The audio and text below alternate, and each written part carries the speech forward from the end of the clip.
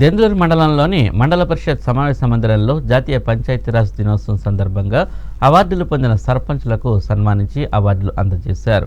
ఈ సందర్భంగా జడ్పీటీసీ నెట్టాలీల నవకాంతం మాట్లాడుతూ దెందులూరు మండలంలోని పంచాయతీలకు జాతీయ స్థాయి అవార్డులు రావడం చాలా సంతోషంగా ఉందన్నారు. వచ్చే జాతీయ పంచాయతీరాజ్ దినోత్సవానికి పంచాయతీలు మరిన్ని అవార్డులు పొందాలని ఆకాంక్షించారు. ఈ కార్యక్రమంలో MDO Lakshmi, MPP Bommanaboina Sumalatha, vice MPP Vemuru Jitendra, సర్పంచ్లు, అధికారులు పాల్గొన్నారు.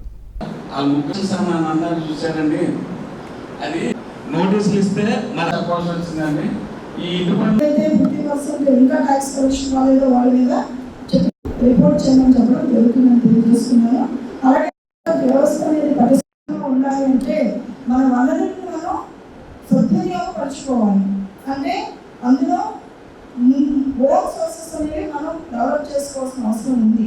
థ్యాంక్ యూ అండి సర్పంచ్ గారు. ఏ పంచాయతీ ఎంత మంచి పొజిషన్ లో ఉందో వాటిని చూసి పంచాయతీ లెవెల్లోనే చూసుకొని మండల లెవెల్ ఇస్తారు. మరి జిల్లా లెవెల్లో ఇవ్వాలి అన్న పంచాయతీనే చూస్తారు.